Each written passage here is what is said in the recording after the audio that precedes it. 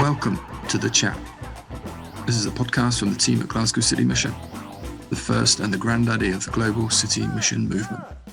I'm Charles Maasz, proud to be CEO at this time. This series is intended as a resource and a point of connection for anybody interested in the work that goes on at Glasgow City Mission. I want to speak to people whose passion, vocation, career, faith journey, or life aligns with an aspect of the work and the rhythm of what we do. Many will have a faith perspective, some will not. Thank you for taking the time to listen. Please check out our website, our social media platforms. Click like, subscribe to our YouTube channel, and add us to your favorites. Feedback is welcome, but please keep it clean, keep it civil. Thank you.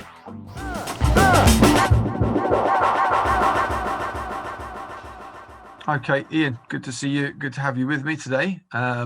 So, Ian, if you wouldn't mind just telling whoever will listen or watch this in the future who you are, and then we'll talk a bit about how we got to know one another and what you're doing in ministry and stuff like that. So, Ian, great to see you. What's up? Yeah, thanks, Charlie. It's really nice to see you. Nice to be part of this video thing. So I'm Ian. I'm the principal of the Scottish Baptist College, which is a theological training place where people come to study and to get equipped for various aspects of Christian mission and Christian ministry. So some people come because they want to be a minister in a church, and some people come to the college because they want to be a chaplain in a prison or in a hospital. Some come because they want to do their degree in theology and go on into school teaching. So we get a whole range of people coming to the Scottish Baptist College. We're based in Paisley. We rent some rooms in the University of the West of Scotland, and they validate the degree and various courses that we provide. So we're kind of like a bit of the university. We're part of the School of Education here, but we're also a private college. So we're allowed to have a thoroughly Christian ethos and to do our own thing. But the university oversee what we do. So amazing. Good And you were in ministry before you got appointed at the college, right? Yeah, I was in ministry for about 20 years. I was a minister of a Baptist church in Portsmouth for 5 years, and then I moved to St Helens on the outskirts of Merseyside. I was there for quite a few years, and then I moved to be part of the team ministry up at Kirkintilloch for a few years before I gradually began to get involved with the college, and I did a bit of teaching. Then I came onto the staff, and here I am today as the principal. That's incredible. So, yeah. Well, so we know one another. Journey full of surprises, Charlie. Yeah, yeah. So in 2012, I don't, probably most of the people that would watch this or listen to this, I imagine, might be supporters of Glasgow City Mission. And the idea is that I would speak to people whose lives, mission, passion, vocation align with some facet of what we do at Glasgow City Mission. So the formation and development of people as disciples, as followers of people seeking and journeying, pilgrims, whatever, is actually core to what we do as well at Glasgow City Mission, but at probably a slightly different stage of their walk than you. But for those that are listening, I'd spent quite a long time with the house church movement and felt a sense of calling to a Baptist church, which is across the road from the college, at Coates Memorial in Paisley. And I'd been involved with preaching and holding house church with this house group movement. But the Baptists, I felt, were looking for something that looked a bit more formal than that. So I went to see the Baptist Union, and they recommended that I went to a college. And well, look, there was a Baptist college on my doorstep. Unbelievable. So I enrolled in 2012, and we've known each other since then. I must say, without exaggeration, I feel this, that it was some of the best 4 years, most exciting 4 years, a truly special time of formation, of stretching and kind of thinking, learning, discovering, exploring, actually exploding, imploding, being dismantled and then remantled again.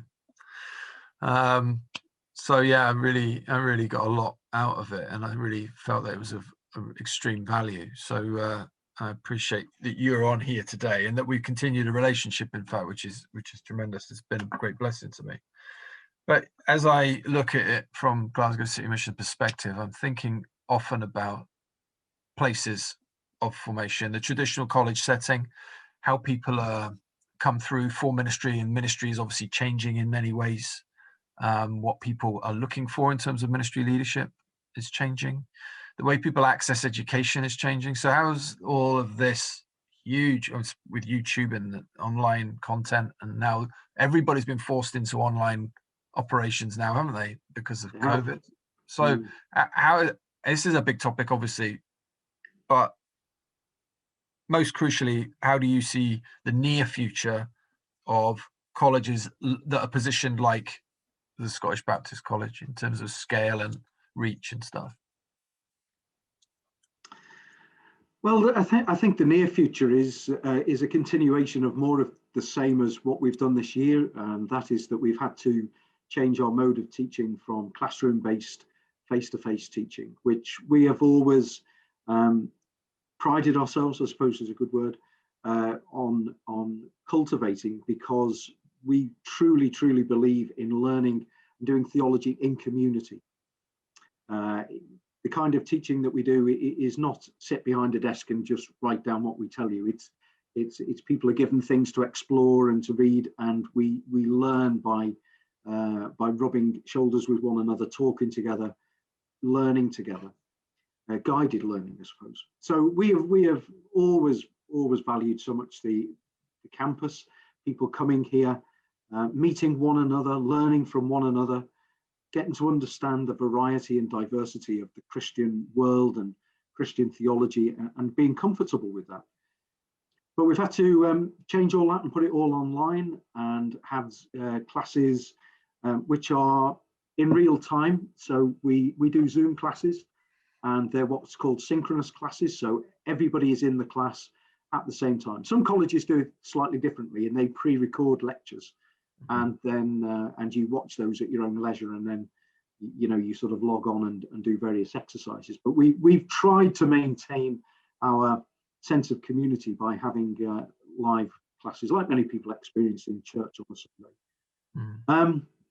Despite the fact that all the newspapers are saying today about the vaccine rolling out, we don't see anything much changing probably within the next 12 to 18 months. So we've already, certainly next year, the first term of next year will be all online, and even September 21 to and the academic year 21 to 22 will probably be a hybrid of those who can and want to come into college can come in and learn here, and those who can't can continue on the Zoom system. Wow. So the advantage of that is that we've recruited students this year from Orkney. So we've got a few students who are zooming in every week, full-time students from Orkney, which is great, and some from other parts of the country. So a guy from Oban. So people are able to access classes who would never otherwise have been able to do that from their own home. So it's there's been a little bit of benefit. I think all the students would prefer to be on campus meeting one another. They miss the social life of college as well as the learning. So that's the mode that we'll continue to do, and the reach. We're hoping that students will still be able to engage with some of their placements and their work-based learning. So they'll be able to get out and to do stuff with Christian organisations, and learn how even places like you, Charlie, the City Mission, how do you continue your ministry, which is hands-on to people? How do you do that in COVID times? So students need to learn all of that as well. So yeah, adaptive and flexible. Yeah, they're the key words.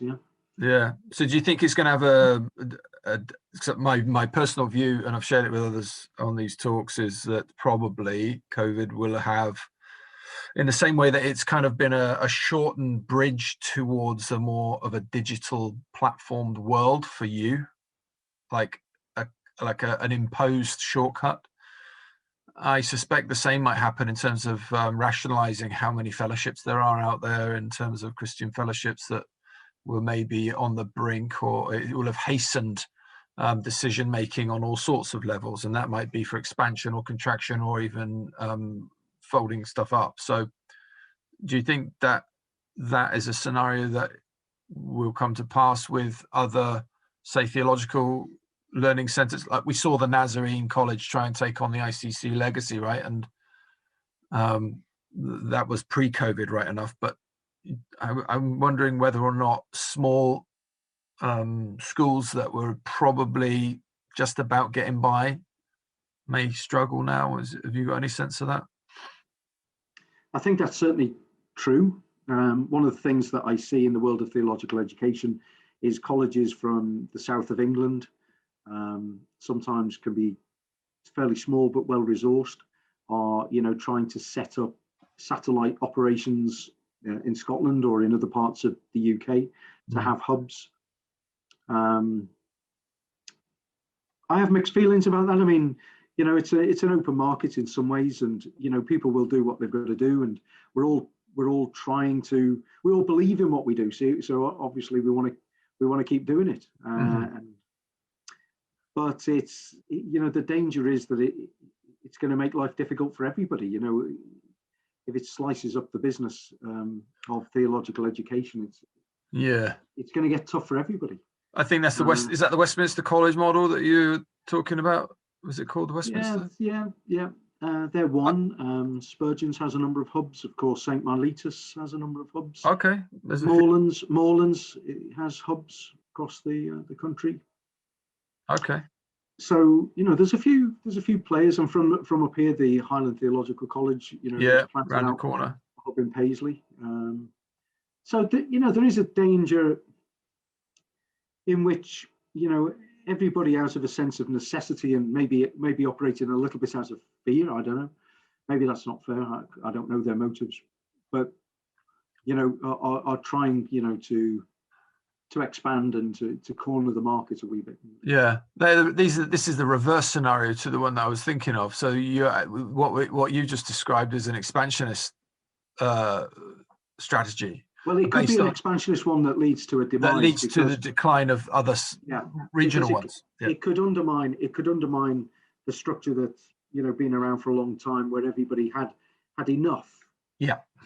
But when some try to have more, then it could eventually it could kill us. I mean, nobody knows for sure. I mean, it's I studied at ICC a few years ago. The place was jumping with hundreds of students every day. The place was humming. And if somebody had said to me, 5 years on, this won't exist, it'll be a block of flats for student accommodation, I would never have believed them. It just, and everybody used to think like that. The sun will never set on what I do. But nobody can think like that anymore. I mean, it's happening right across the board, though, isn't it? It's like Debenhams closing down. It's like all the other shops closing down. I mean, things that we all took for granted and said, well, these are the days, my friend, that will never end. It's nothing looks permanent or secure. It doesn't. There's a lack of permanence, yeah. And churches are going to be caught up in the same of that. Everybody's being forced to ask very serious and hard questions about what they do with their resources. Why do things that have existed for a long time, why do they exist? Or have we just got used to them being there, and do they have a right to exist? And it looks like nobody does. Do you think the lack of permanence is a like that obviously it must breed insecurities at some parts of us? Loads of us, we hanker for that thing that feels solid, don't we, and dependable, that you can. We do. I mean, it's why some people put millions and millions and millions in the bank, money that they can never spend, because it just represents security. And there's a bit in me for sure that longs, that wants that. I want to feel secure. I don't want to feel that in 12 months or 2 years or even 5 years, the college might not exist, or that we can't function. that would be, and it's not just about security. I believe in what we do, so it'd be utterly heartbreaking if that happened. But I'm just seeing that good people and sincere people, that's sincerity, goodness isn't enough to keep things going necessarily. So no, it's having the faith and the hope in God to look beyond and to trust, and for me on a day-by-day basis, really, it is about questioning my theology and saying, does my theology, does my spirituality, does it measure up to what is needed in these days? Mm. Am I fit for purpose in those regards? And can I find security in God and not just in the organization and the institution that has been my life for quite a long time? I don't think that people in ministry or in church ministry or in ministry of formation of people and education could have known anything of what you're feeling or looking at from what you've just described before. I mean, they just wouldn't have done, would they? I mean, the Christian emphasis in the land was still died through. The church was still held in high regard, even if you didn't attend. Ministry was respected. We're in a post-authoritarian age, and that insecurity that you described there is something I think that no generation before you would have had to have really given serious thought to. It would have been like you say, of course it will still be there. There will always be the need for a Baptist college, etc. And indeed, the argument would be made, there is always going to be the need for a distinctly Baptistic college or Baptist college. But yeah, it's a change, different day. It's a different day for sure. And that insecurity then, I suppose everybody in academia would be feeling like that, particularly in areas which are pretty niche, like theological inquiry or an education. I would think this would be global, really.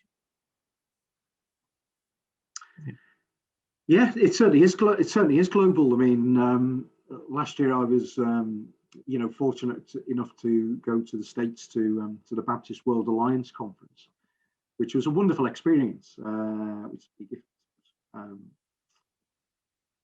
To meet and to talk with Christians from across the world, and actually the story is that there's insecurity and colleges closing all over the place.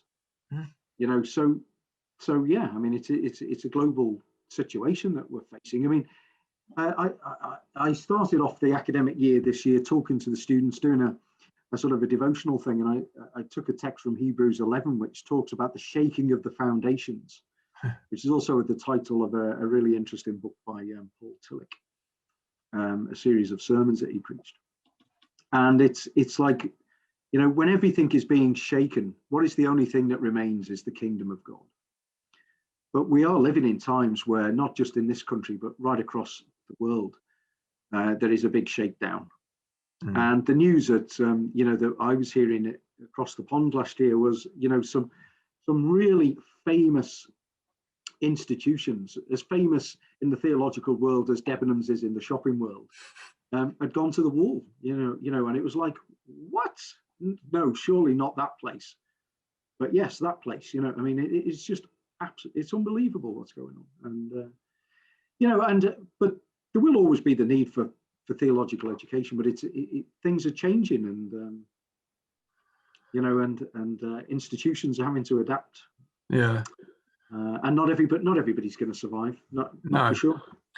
I think that all that you've described is, well, it's first, this has started quite bleak, but that wasn't my intention. But in as much as resources are available online and easy to access and inexpensive to access in terms of reading material and sure. information, and the conversations are easier to have remotely from one another, like this one, for would-be inquirers and people seeking to develop. This the whole way in which we do community, do contact, do connection, and we can gather the information. We don't need to go to a library with books in it anymore. don't need to necessarily be in a classroom and be face-to-face anymore.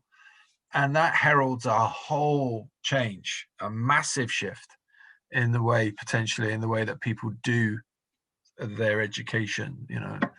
I mean, yeah. Sorry if it sounds a bit bleak.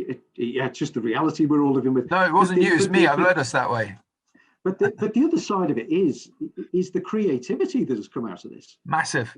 I mean, you mentioned a library. I mean, one of the things that we have done as a college is that we have become one of the founding subscribers to what is known as the Digital Theological Library.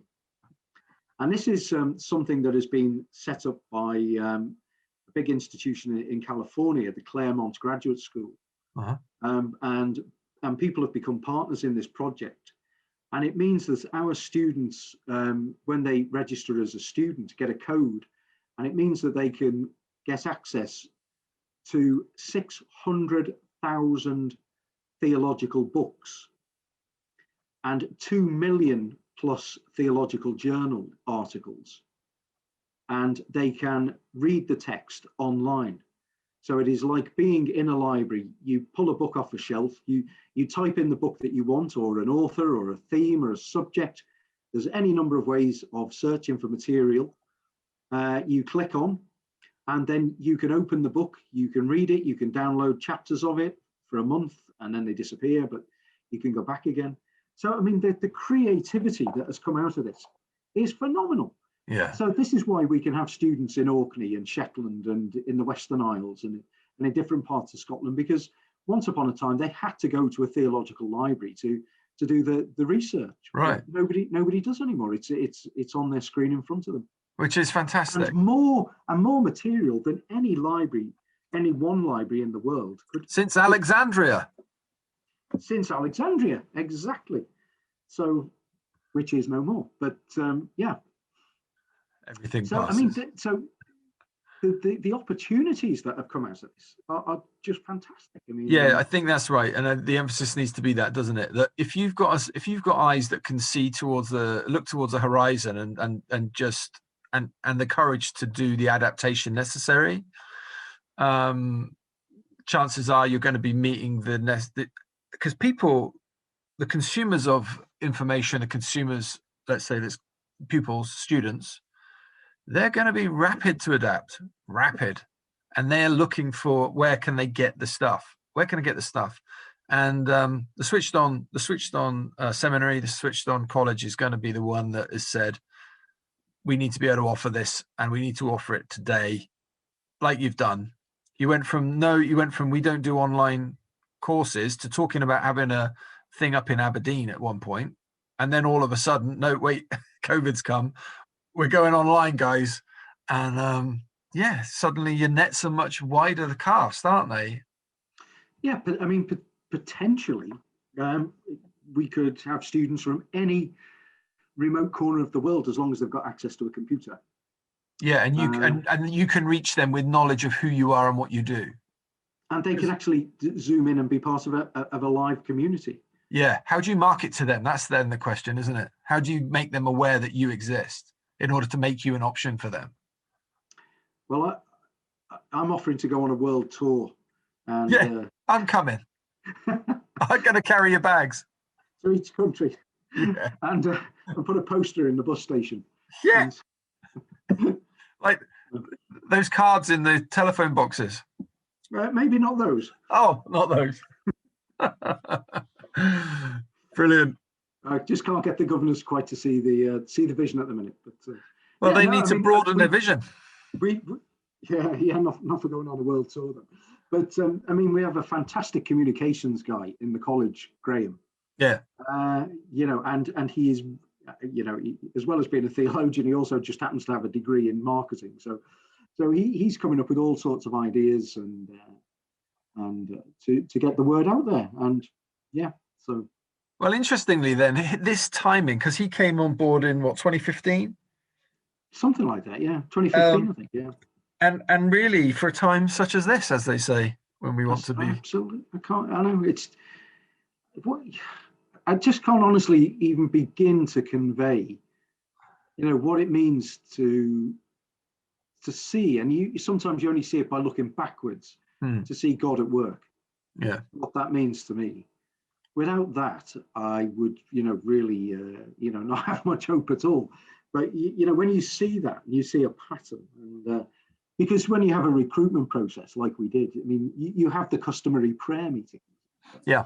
And you talk and reflect and invite God to be a part of the process. And sometimes God seems more or less part of the process. But then when you see things unfold like this, and you just think, oh my goodness, I mean, yeah.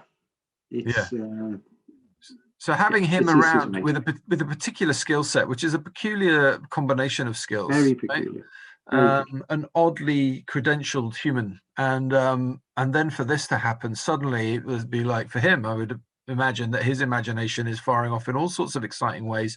That's probably breathed a whole fresh breath of life into his sense of vocation. I hope. I can imagine, though. Yeah, absolutely. I mean, the other thing is that, there's a generational issue in play as well, isn't there? Is that Graham is just one generation below me, but he is a native in cyberspace, whereas, like I'm an alien in cyberspace. So Facebook, all social media stuff is just absolutely intuitive to him, whereas I have to think about it and work at it, but it's just so he's do it daily, tweeting, Facebooking, blogging, all sorts of things, just little things, drip to get the word out there, and promote the college, promote theology, get people thinking about life, the world, all the rest of it that theology touches, thinking about God, where is God in all of this? I mean, Graham is just brilliant at just humor, but with thoughtfulness, yeah. We better hope. You'd better hope that he doesn't listen to this. Yeah, that's true. Because we've just put his stock through the roof in terms of recognizing his particular value with his particular skill set right now. Yeah, but I've got him on a contract like Lionel Messi. You need 700 million euro to get him out. That's good. And he's a wonderful person. So yeah. He's a nice guy. Yeah. Hi, Graham. If you watch this or listen to this, yeah, you're welcome. So today you were teaching, and the students today, what sort of level were they at? These are degree. They're finishing off their degree, so 3rd, 4th year students. Right. So some are in their last year of college. So today we're doing a class about the theology and the practice of reconciliation. Wow. And Miroslav Volf is the author of the book that you've been using. He's a cracker. Yeah, this is we've been reading parts of the classes, reading our way through. Yeah, that's the new version, the hardback. That's the new version, yeah, 2nd edition. Lovely. Miroslav Volf, he's written a book called Exclusion and Embrace, and it's a book that emerged. It's a book about theology, but it emerged out of his personal experience of being caught up in the Bosnian Serbian war, and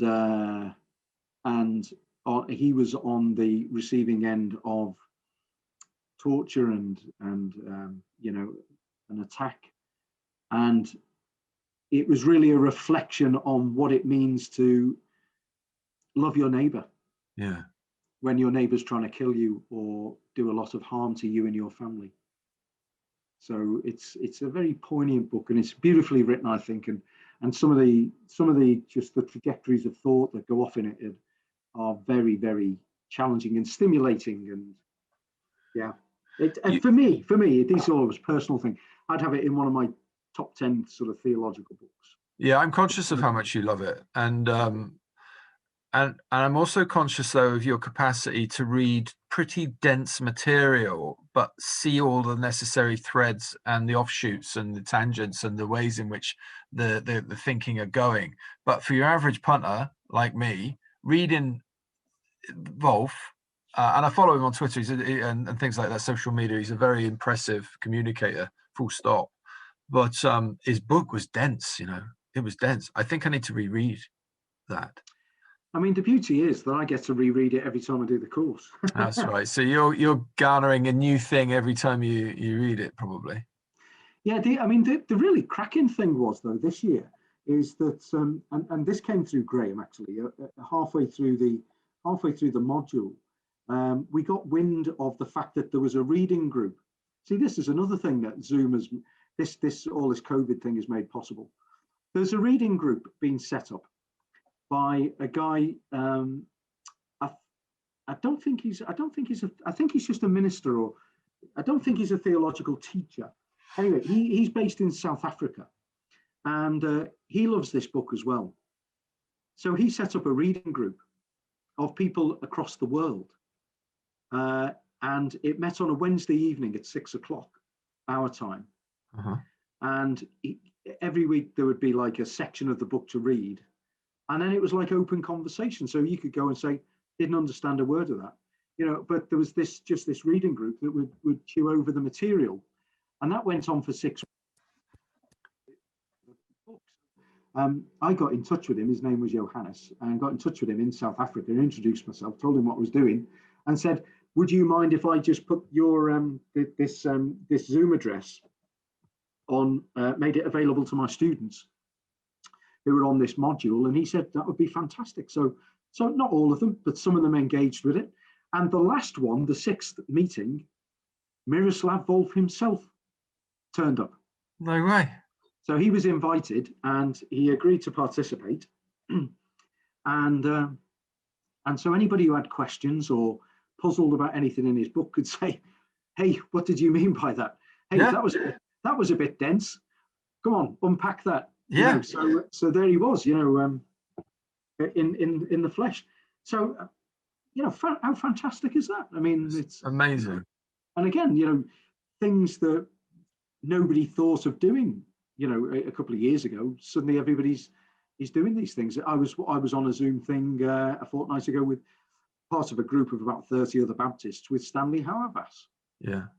And people were asking Stanley Hauerwas questions and talking about his theology and his commitments, and he was talking about Baptists and Baptist theologians.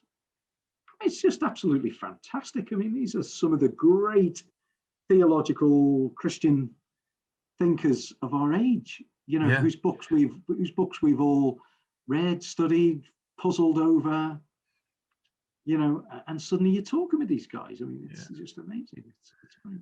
So maybe this will be a new thing then, to gain access to people who till now would have remained a name and on your shelf that people have enjoyed and look up to and sort of have a celebrity within the field, but who would have been remote and hidden in their desk. Now their desk gives them a portal to all of the people that find them fascinating. Walter Brueggemann probably going to do the same, surely, at some point. He's just brought out his book on lament, has he not? And N.T. Wright did the similar. That's the thing to do at the moment. But these are people that we want to hear from, surely. I mean, you might remember from when you were in college, in the Sermon on the Mount class, we use a book called Kingdom Ethics by David brilliant Gushee. David Gushee. So Lena had David Gushee in her class yesterday. Yeah. He got up at 6 o'clock in the morning to be live on Zoom for her class. Amazing. To talk about kingdom ethics and take questions. And he's a charming guy, but he came over for your lecture last year, and that was great. Yeah, that's right. He was in Europe doing a tour, and he was willing to stop by Scotland, and that was really good. A really nice guy. Went down very, very well in the university, and able to build some bridges with the university, talking about the ethics of truthful speech. Yep. In the age of Trump and platforming and stuff like this. So yeah, I mean, it's things are just opening up, and that's why I just see really, really good things happening for those who want to take advantage of it. And to enjoy learning in a really creative way. And I hope that we can stick around, to just be part of this new movement and to enjoy all of that. I mean, Yeah, I hope so too. Because you get people. So, for instance, at the mission now, we obviously we work at a pretty sharp end of the stick, in terms of societal things. But we're also deeply involved in the formation of people. Whether that's people moving into our services because they need our services, or they're volunteers that are exploring what ministry and a sense of call to ministry or vocation looks like, or staff who have made their career and this vocation. They're basically professional Christians, Yeah. But often any of these people at any point are involved in becoming who they're called to be. That's grand, I know, and it's a lifelong thing, but an education is key to that, getting everything in sort of a reasonable perspective. And we draw people from every tradition, Christian tradition, or none. People will come to us with no faith, come to us from all sorts of exotic places. And in terms of volunteers and staff, we take people from every possible denomination. So we're very much pan-denominational as an organization. And I'm super enthusiastic on their behalf, really, that we integrate elements of formation and learning to the experience of being a part of Glasgow City Mission. So for volunteers watching this, there will be resources coming out in the future from us that will be, say, our training talks that not everybody could attend on a Monday, Tuesday night. Instead, now we will record them and put them on our YouTube channel so that they're a resource for everybody that comes in from this point onwards. And creating a bank of material, that does that. So if there's an aspect of, and that's what these talks are about, really. It's like if there's an aspect of your engagement or a person's engagement, or even if they're just they're a financial supporter, but they want to know more, go on the YouTube channel, for instance, look it up. If you're interested in a particular, I didn't know they did that. I didn't know they were interested in that. Click on it, see, find out some more. And I'm buzzing about that. I think this is a tremendous new time to be exploring and reaching out, because you reach people that way. Yeah, I mean, and we've started some night classes, just an hour. The first two, the first one was on a Sunday night for an hour, and the other one was on a Monday night.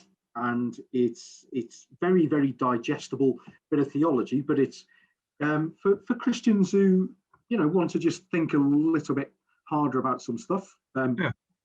Andrew Clark, who is one of our biblical scholars, was doing just something about thinking about the big story of the Bible.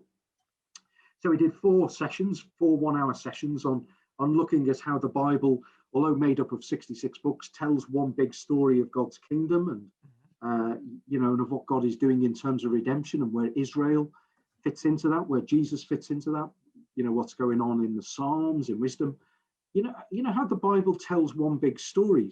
So you can't say everything in a session like that, but it's just giving people who, just inquisitive, want to learn more about their faith, want to understand a bit more, something that's, that's very manageable. And then the second one we did was on about creation care and just about what does the Bible say, about the planet, about ecology, and again, just giving people just a chance to explore, ask questions, take that subject on a little bit further than maybe what they've thought about before, have some conversation.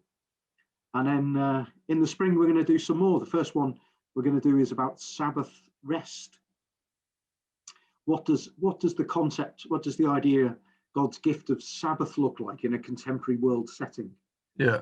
Which is not about, trying to stop planes landing on the beach on a Sunday, but sure. What does God want to give to us in terms of renewal and restoration of our souls in this mad world in which we live? And so we're going to explore that, and then we're going to do a second one. We don't know what the title of that one is yet.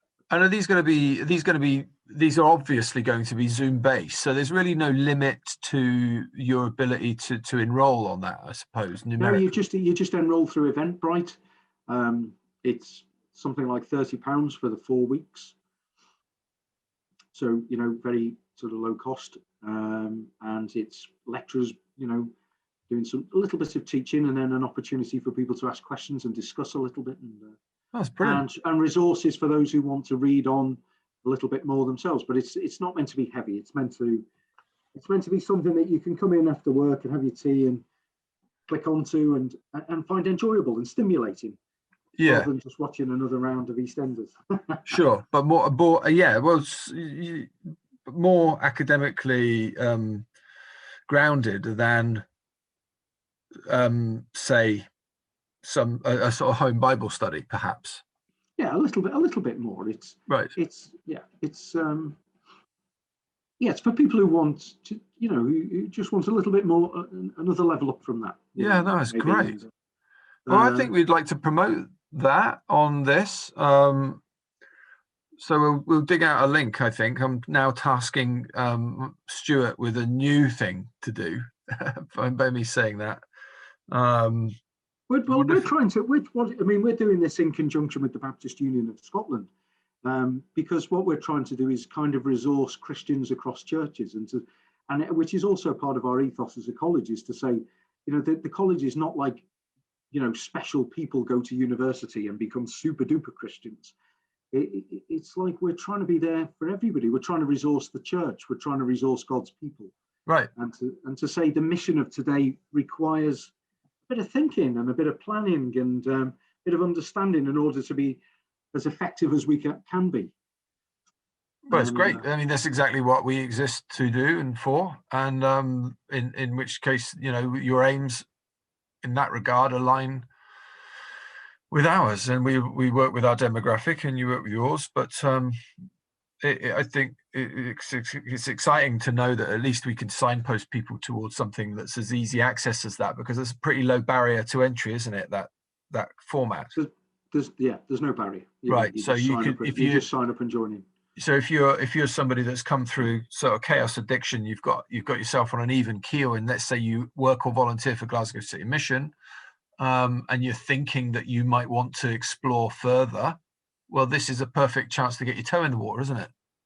That's exactly it, amongst other people who have come through different routes in life. Sure. Also want to plug in. But yeah, it's there's no barrier. There's an open welcome, and there's no such thing as a daft question. It's just a chance to learn together. Because the learning communities idea was something that the Baptist Union had started to walk with quite self-consciously. A couple of years back, really, they started pushing on with learning communities and the idea of that. And I'm guessing then that, again, the COVID thing and the lockdown and the need to go to Zoom as a different platform, or whatever, Teams, whatever platform you use, has pushed that on a pace. And but I'm glad to hear that the college is more aligned with, or the Baptist Union are more aligned with you as the college now, because I felt at a time when they first introduced the idea of learning communities, it wasn't straight away in conjunction with the college. They had other ideas about that, and that's nice to hear that that's happening. Yeah, I mean, this goes under the title of Scottish Baptist Learning Communities, and it's great. Yeah, I mean, I maybe like you, Charlie, as well. In the City Mission, we're living in times where sort of you in your small corner and I in mine, it just won't do. It's not a kingdom principle. It's and I don't think anybody will survive if they want to just plough a very narrow, self-sustaining furrow in that sense. Yeah. So we need to work collaboratively. We need to work across boundaries. We need to see ourselves all, pursuing the same ends, and that is, we're trying to bring good news to people in our world, that, which is very broken at the moment. So where do we see? We're glad to cooperate with anybody, really, who, if we're moving in the same direction. Yeah, and of course, the the biblical scholar that you refer to, of course, is also he's got a split roles, hasn't he? Because he's both with the Baptist Union and with the college, which is a brilliant bridge. Yeah, it's perfect. I mean, yeah, his responsibility for the union is sort of advising and guiding ministers in continuing ministry development, so that they keep growing, keep learning, keep developing, keep fruitful. That's the whole point. It's not learning for learning's sake. It's learning so that you're just better able to respond to human need and be more effective as a communicator. Yeah, absolutely. So Andrew is employed part by the union and part by us. So he's able to bring those two things together. Has he moved down from? He was up in Aberdeen, wasn't he? I thought he is in Aberdeen. I understand that he has hopes of moving south in the new year. So that is his plan. So good. Yeah, I mean, at one point, I mean, as you mentioned, I mean, the idea was for the college to sort of have an access point in the north of Scotland, but we're not seeing the need for that anymore. That's just been swept away by everything going online. Yeah, great. Save rent, save all that. Absolutely. Yeah. So reconciliation, let's get back to that before we pull things up to a wee conclusion. But where do we need reconciliation? We need it everywhere, Charlie. We need it everywhere. It's our starting point is Paul in 2 Corinthians 5:19. God was in Christ reconciling the world to himself. And we spend 12 weeks, about 36 hours of in-class time, 200 hours pondering that statement. God was in Christ reconciling the world to himself. And so we think of challenges to reconciliation. We talk about the structure of violence in our world. We talk about restorative justice. We look at some of the biblical stories about forgiveness and how forgiveness is so necessary in our world today, the letting go of injury and hurt. And we think about these things theologically. We think about the practice of reconciliation, how churches can construct liturgies for reconciliation. So yeah, I mean, we look at this subject in all kinds of ways. We even think about reconciliation with the created world in which we live. You know, God made us and put us in a world to be stewards of this world, and yet we're completely wrecking the planet. You know, what does God reconciling the world to himself look like in those terms? So reconciliation is salvation. It's and it's the redemption of all of creation. Is that roughly what we're? That's it. It's as big as that. You've nailed it exactly. Yeah. It's another sort of metaphor, if you like, for another window on what the Bible means by salvation or redemption. You know, is God bringing things back to the way that he always intended them to be, and how can we play a part in that? So that's the twin track of the course. It's reconciliation in theology. How do we understand what reconciliation means and what God is doing in that, what God is meaning by that text and what God is doing in the world? And then in practice, how can we be part of that? And to be honest, Charlie, I think what the Glasgow City Mission is doing is very, very much, within that sort of frame of reference. It's bringing wholeness and healing to people.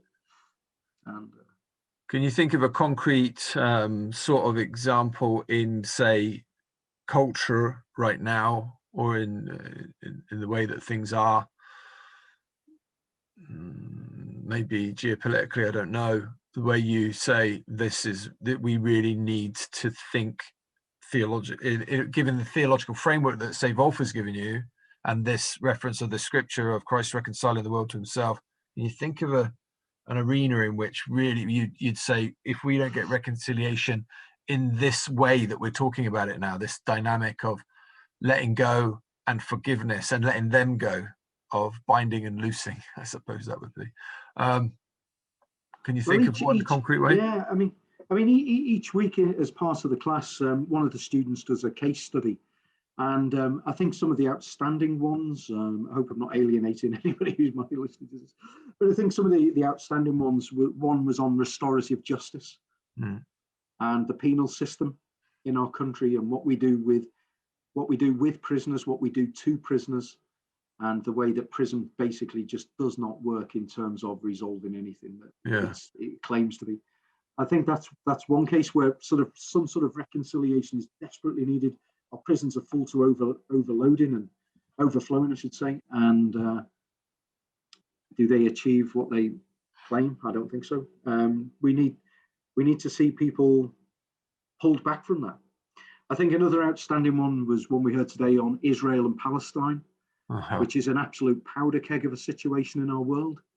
Had an outstanding presentation today on the historical and theological sort of an idea and geopolitical roots of the Israeli-Palestine situation. I mean, one of the interesting conclusions of the presentation today was the fact that it is probably doubtful that any of us who is alive now will see a resolution to the Israeli-Palestinian problem. But the point about reconciliation sometimes is not, can you just fix it, but what is the trajectory that you're on? What is the direction of travel? And it's like with the prison system. I mean, somebody rather sarcastically sort of said, well, what are you proposing, that we just close all the prisons? Well, of course not. I mean, that is not the answer in the short term. But just building more and bigger prisons, neither is that an answer either. No. So sometimes it's about the direction of travel, the trajectory, the creative thinking that we bring to situations. And then, we talked about sectarianism one week. That was another outstanding presentation. And the fact that sectarianism is becoming an increasing problem in Glasgow. It's not something that is diminishing. It is on the rise. You perceive an increase in that? Yeah, institutions which people join, to align themselves with either one side or the other, the Protestant or Catholic, are seeing increasing numbers. Yeah. Yeah. Wow. And so even in terms of just how we relate to each other on a local level, in our city and in this part of Scotland, is important. So, I mean, another situation was one of the students did a really good study on Corrymeela in Northern Ireland, and the way that Corrymeela is a peace movement of trying to bring reconciliation between Catholics and Protestants, although it's very rarely, the reconciliation is very rarely, really to do with the named people in a situation. There's issues underneath, historical, political, family sometimes. Yeah. And personal. And personal. I mean, some of us have connections with issues to do with domestic abuse and all kinds of conflict, or conflict in churches. I mean, on a slightly more less dramatic note, I mean, we just talked one week about conflict in churches as well.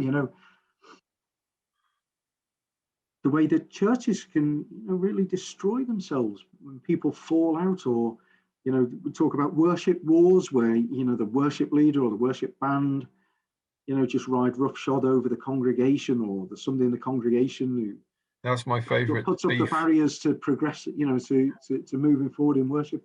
There's people who fall out about how you should read the Bible, or how you should understand the death of Jesus. I mean, there's an infinite number of ways in which Christians can fall out with each other and try to knock each other's heads off. And we need reconciliation everywhere. Well, I want to throw a grenade into this, really, but in recognition, though, that I've said a few minutes ago that I need to wind it up a bit. But one thing leads to another, doesn't it, in conversation, and that's the joy of it. But so reconciliation sounds like healing, right?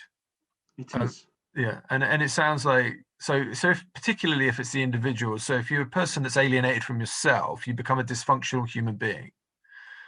And though that may be because of hurts or traumas that have been imposed upon you that are outside your control, or indeed it could be the things that you did and voluntarily did but now regret and they're eating away at you, but you need healed from that. And often that in the biblical language comes in the guise of healing and forgiveness. And in the same way, then you break that out from the individual, and that becomes a corporate thing. So it could be a community-based thing. So it's churches, or it's intercommunity, which would be sectarianism. But then you've got the ideas of how we should go about doing that. And in what looks to me like a world where the polarizing of views and the intolerance for any concession to the other person's views means that there's very little sensible middle anymore.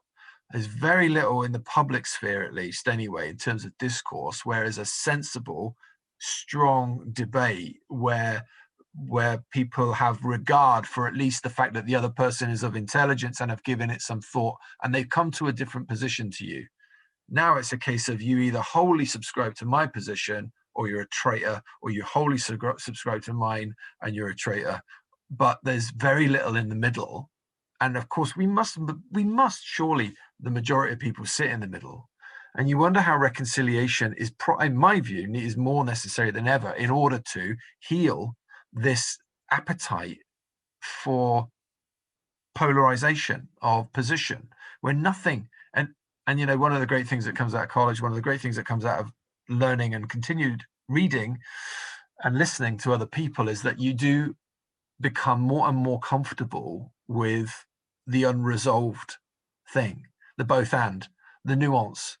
You know, that things aren't black and white. You become comfortable with that because you become unfrightened that somebody's other view is going to threaten your worldview and destabilize you so completely that you can't cope. So you retreat into your tribe, and then you berate the other tribe because you fail or cannot bring yourselves because you're so threatened. And there's this beautiful peace that comes from being unthreatened, when you're prepared to embrace the idea of an unresolved dynamic where there's a tension, and the tension is good, and it's the tension, in fact, that holds all things in existence, and that's all right. Because there's two methods, it seems to me, that come from what you described. One is a tendency towards a desire for homogenization, where everybody becomes the same because we all have to agree the same things. And there's no distinctiveness, in which case everything loses its flavor, and then there's no more conversation because we all think and say the same thing. Well, that's rubbish, because that'd be dull. The only other option then is an embrace of distinctiveness, an embrace of all that makes you you, and will always be mystery to me. You will always remain, although I may know you for the rest of our days, you will in part remain always completely inaccessible. You know, there'll be aspects of your character, your personality, your thinking, your thoughts, everything, and that's okay. And that we could break that out into the bigger picture of the world itself and say that's what's, it's that, or we go tribal, the petty, you know, pull up the fences, bring up the drawbridge. You know, I'm not going to get into Brexit and that, because we might have people that support us, welcome supporters, who are very keen on. But there is that thing, isn't there? Small, bounded sets, open sets, but then within the open sets, you have to be content to live with the distinctives rather than homogenize. Because when I go to France, I want to eat French food. When I go to Brittany, I want Brittany. When I go to Bordeaux, I want Bordeaux. And I'm talking cheese, not wine. But if I went to Thailand and they gave me McDonald's, I would feel denied, robbed. We want distinctiveness. I want you to be other than me. And I want you to accept my otherness to you. When you think of the variety, you know, that God has built into creation, I mean, to close down that variety, it seems to me, is not God. No, it's something. Whatever word you want to attach to that, it's not God. Well, you lose a lot. The trouble is, you know, I think at the moment, you know, sorry to be so obvious, but I mean, the plainest example of this is the United States at the moment, isn't it? It's just screaming out. But and what I think is terrible about this is that I think there are clever people who know exactly what they're doing in terms of polarizing society. Oh yeah, cynically. Yeah, they talk about dog whistles, you know, and all of this sort of thing. Is that people clever people who know what's going on have contrived to construct society in this way. Yeah. And past history tells us that that sometimes this leads to war, and it leads to terrible consequences. Well, the tragedy of it is that we were revealed then to be the lemmings that we're told we are, which is hopelessly awful as well. And it's why I mean, doing a course like Reconciliation at college, I mean, you can't answer all the questions or anything like that, but it's about trying to say, what is ministry? What does Christian ministry look like in the world? If we're not being peacemakers, then we ain't following Jesus. Then you're being destroyers. Yeah, that's the bottom line. If you're following Jesus, you're a peacemaker. Yeah. And you're a part of that work of reconciliation. You're standing between the extremes. Yeah. And it's a terrible place to stand. What do you think when people play on that though and say, let's say they come from a quite a staunch bounded set version of Christian adherence and say, I am bringing peace, I'm bringing you the gospel of peace and you've rejected it, so therefore it isn't me that's not brought peace, it's you because you've denied Christ, you know the kind of thing. Their logic is frustrating. And how do we navigate that? That's a thing, isn't it? It is, and there's no easy answer to that. I mean, my answer is that is why, as a college, we have always, going back to an earlier point, always valued living in community. Because sometimes, I mean, I grew up in a church which was a very, very bounded set. I mean, it was not uncommon to hear sermons which were, blatantly anti-Catholic. There was no mincing of words. Very, very tightly bounded set. And the trouble is, you grow up with ideas about people, and you grow up with pictures in your head of what people are like, and what the opposition think and do and say, and then you move on in life, and you meet people, and you find yourself talking to them on a bus or on a plane or somewhere at a football match, and it turns out that they're one of the enemy. Yeah. And suddenly you're asking yourself, no, you don't fit the model. You do not fit the story, and so you're changed. And to be honest, I think that sometimes is what is necessary, is for people to bump into each other. And I mean, you can teach people about a breadth of ideas, you can get them to read different books, but it's often when you meet somebody and think, he's a really, or she's a really, really, really nice person, and they're one of the people I was told that I wouldn't be able to get on with, and I do. Yeah. And you're forced into change. Yeah. Muhammad Ali, when he converted to Islam, and I understand personally, I understand the desire of a young successful black man who in his own land is shunned in many places, who can't eat in the same restaurant as others, who's won a gold medal for the country and is being asked to fight or told to fight. And then he says, well, the name I've got, Clay, is a slave owning name. And I think I want to reject that. And my identity needs to be this. Becomes Muhammad Ali. But he gets involved in the Nation of Islam in America, who are quite an extremist outfit. And but he goes to Mecca. And he goes to Mecca, and it changes his life because he sees blonde Muslim brothers and ginger ones and white Hispanic looking ones, and he sees, and he's like, what's all this? I thought they were the devils. I've been taught white devils, right?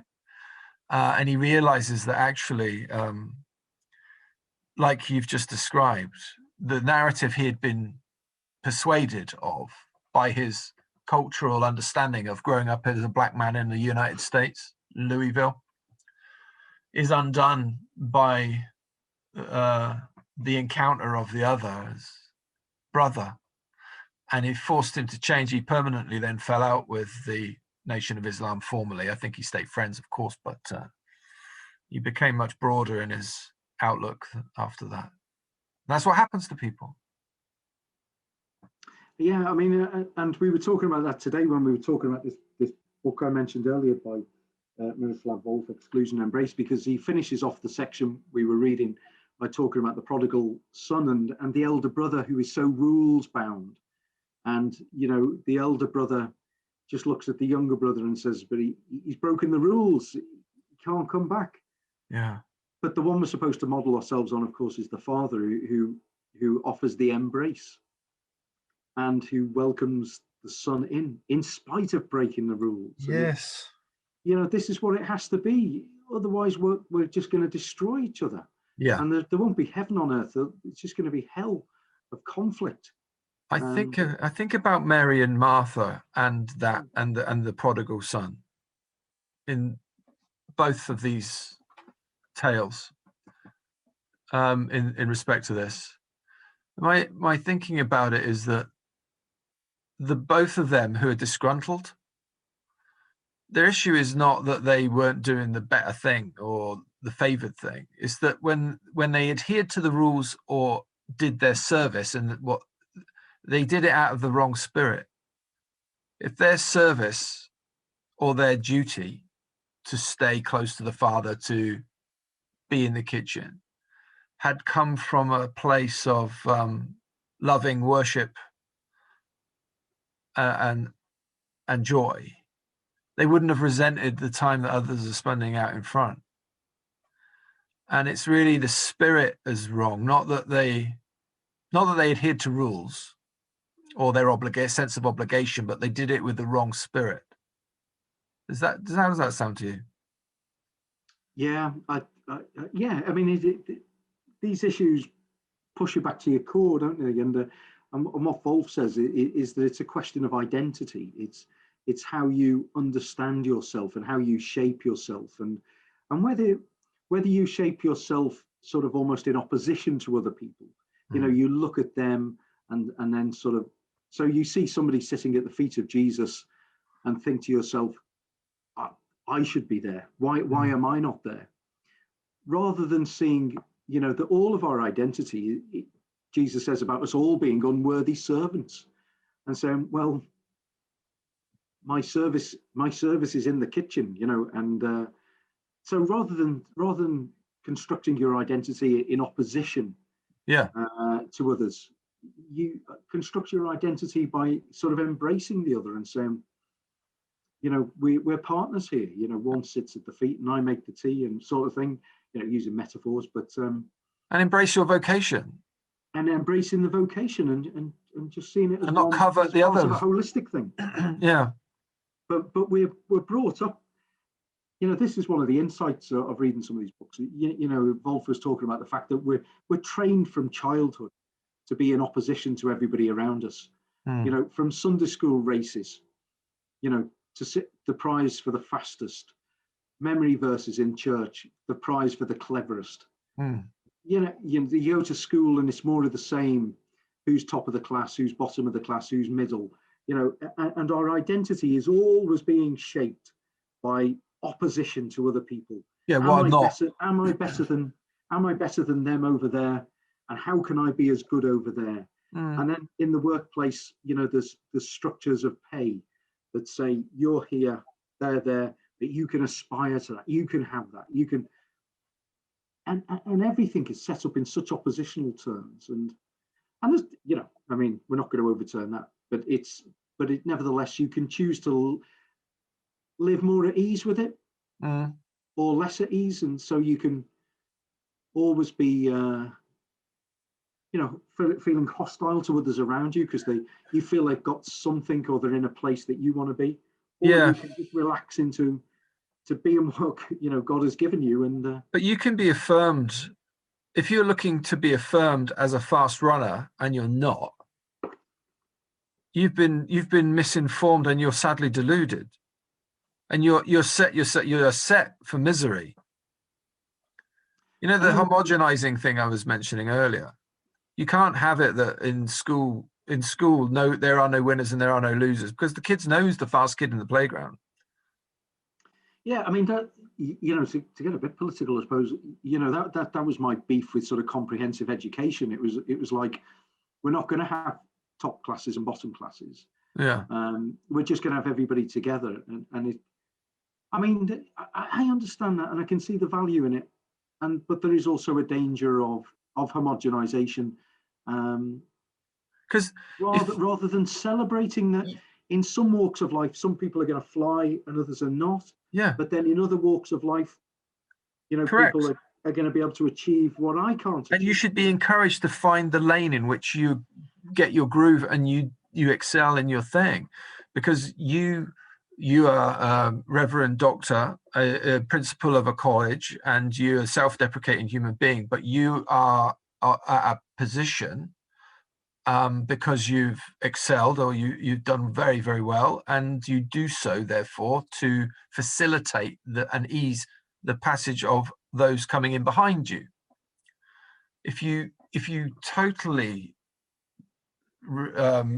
remove the structures of excellence, say, like you have done when you remove the 11 plus, you can potentially clip the wings or discourage those, or hold back unnecessarily those that could actually fly, and fly in the noblest ideological way on behalf of the rest of us behind whom we will then come along. You need the brilliant to be brilliant, I think.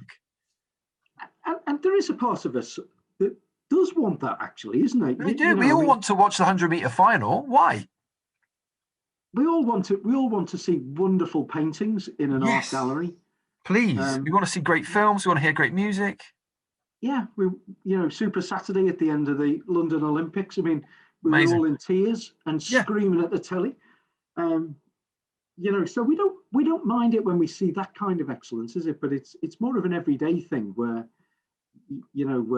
trouble can come in, and where jealousy creeps in, and exactly. And I think though as well, because the cultural thing, and we haven't got time to do this now, sadly, but one of the things is, instead of celebrating who you are, the world is constantly telling you what you're not. The great role of the body may be, and in terms of reconciliation, reconciling ourselves to the world in which we find ourselves, is that in the church gathering, in the college setting, in the Glasgow City Mission, I can tell you first and foremost when I meet you that you're a child of God, made in the image of God, whether you know it or not, whether you feel it or not. That's who you are. You're made in the image of Almighty God, and therefore you are worthy of my due regard and respect. You will receive it, and I will treat you as I would hope to be treated.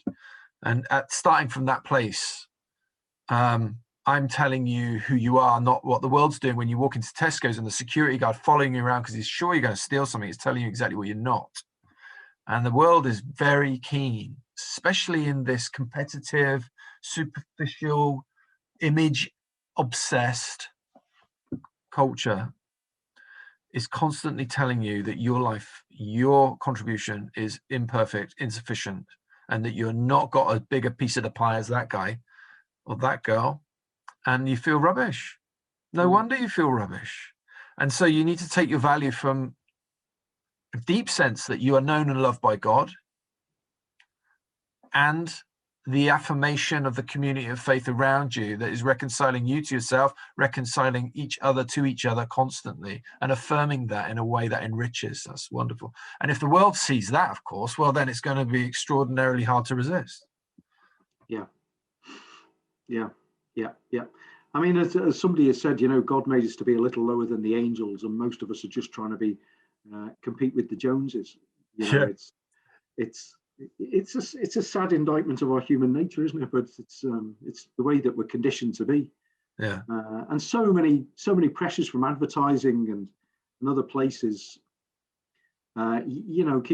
keep reinforcing that stereotype. And I think we've got to be really careful too. Even in our preaching and in our church work and stuff like this, is not to just keep piling guilt onto people and telling them you're not good enough, and try harder. And I think that an awful lot of Christian preaching and discipleship and stuff like that is just telling people, be more committed. Be more committed. There was a fantastic cartoon years ago in a magazine I used to get, a Christian magazine I used to get. Had this guy floating over a sort of a congregation of Christian people in a hot air balloon with this enormous megaphone screaming out at them, be more committed. It was absolutely hilarious. And And to me, it just encapsulated, I think, what an awful lot I hear most of the time is you need to be praying more, reading the Bible more. You need to be telling people about Jesus more, give more. Yeah. More. You know, it's relentless, and it just tells me I'm not good enough. Well, you're told that you're saved by faith, but you're also implicitly informed constantly that you won't attain the kind of status in the group or in amongst your Christian peers that you crave unless you recourse to your strength, as in, I've got to try and be more holy. I've got to try and be at more meetings. I've got to try and demonstrably worship loudly. And I've got to try and, you know what I mean? It's like, and it's a very, you say you're saved by faith, but you'll be perfected under the strength of your own steam, you know, your head of steam. And you're obviously not trying hard enough. Whereas I try to talk to, when I hear that, and that comes our way, and it does a lot, I'd always say, you need to stop trying completely. Stop trying. Don't try and be perfect, because you're not. But the more you yield to God and stop trying under your own strength, the more you permit the Spirit to enter into the space that you've got occupied with this obsession for having to achieve holiness or whatever it is. And I think that's liberative. I think that's liberating. Yeah, I mean, you know, Luther's been misunderstood for saying this, but you know, when somebody sought some counsel from him to say, you know, I'm a Christian, but I keep sinning, and his advice to them was to sin boldly. Yeah. You know, but he didn't really want them to go and sin boldly. But that's what he was saying. Well, it's not how you do it in secret. But just let God. Yeah. You know, you can get yourself into such a bind, and it can be so oppressive. Yeah. You know, striving for holiness and stuff, and it was like God is the one who can transform us. Yeah. You know, we're powerless, almost powerless, I would say. Yeah. No, the effort must pour out of the surrender, as in, you can't strive in your own strength to perfect the thing that only God can perfect. It's an antithesis. It doesn't. They're opposite forces trying to achieve the thing, and it is more confusing a concept than it is to just do. But it's also hard for people to get their head around. Yeah. And when he means sin boldly, I think it just means that don't kid yourself as just being something you think you shouldn't be. You are who you are, and you're known entirely to your Creator.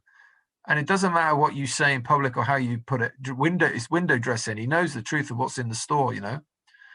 And be who you are, but yield it up to God, and He would turn the lead into gold. He will transform the thing. He's the alchemist. He can do that. Yeah. I mean, one of the most wonderful verses I think in Romans is, you know, while we were yet sinners, Christ died for us. You know, I mean, there is such freedom in that text. Yeah. There's absolute freedom in that text. Yeah, you don't have to be good for God to be good to you. Yeah. But despite all our evangelical credentials, I mean, there's such a sense of having to work at it sometimes that it makes the Christian life so burdensome and almost intolerable sometimes. It's ironic too, because you can't do this. I just can't do this. You say on one hand, we've unshackled ourselves from the burdens of false religion, and we're salvation by faith alone.